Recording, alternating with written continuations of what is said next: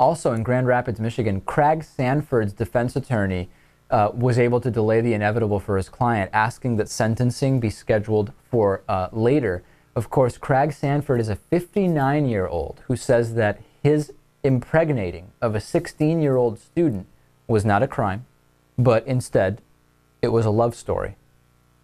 He pleaded no contest to the charges as part of an agreement with prosecutors, where he also pleaded a no contest to 2 counts of distributing sexually explicit material, in addition to this act of impregnating the 16-year-old.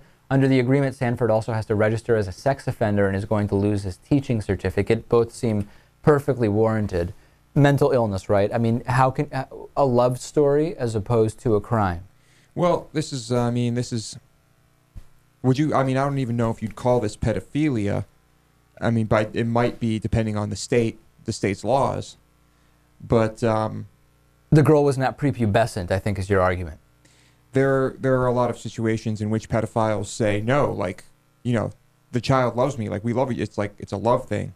I feel like this probably fits into that same category. And yeah, I would, I'm afraid to classify it as mental illness, because that would open the door to him being found innocent based on mental illness. Of course. And again, nobody's saying that this guy is a pedophile. The girl is 16. But it gets us into an interesting question.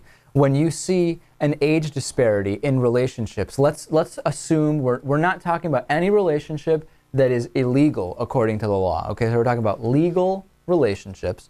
What's your barometer for what age disparity you find to be appropriate? Well, I think that's irrelevant, because the states have their own laws. No, but I'm just saying personally, when you hear that someone who's 60 is marrying someone who's 20, okay? Yeah. Or you hear someone who's 40 is marrying someone who's 23. Yeah. Everybody seems to have their own reaction to what kind of age disparity I think makes once sense. Someone is 18, it doesn't matter how old the other person is. I'm not saying it matters legally, but do you really think that... I think if an 80-year-old wants to marry an 18-year-old, that's fine. Everybody knows what's going on there in a situation like that. Okay. Whatever. You just don't care. You just think it's you have no reaction to it. I know you're saying it's fine. Like if my dad married an 18-year-old for some reason, he's married to my mother. Right. I would say, you're an idiot, but I wouldn't hate the guy. I'd say, that's probably the dumbest thing you've ever done. So you just so really what you're saying, but so then okay, that's good. We're getting to that. If they were only 25 years apart, would you still think it was dumb? Like, at what age difference do you start thinking this guy's an idiot?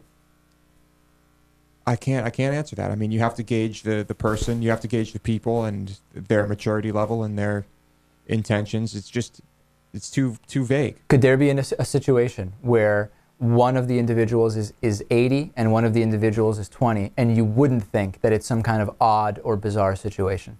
Impossible. Okay, so if there's a 60-year difference, then you're thinking it's weird. If it's a 60-year difference, there's something financial going on. What about 145? Same thing. Okay. What do you think about this? I mean, there's no set answer. Sometimes you get an impression about a couple. The age difference may be part of it. Anyway, 59 and 16, despicable. You have a problem with that? Pretty bad, yeah. All right.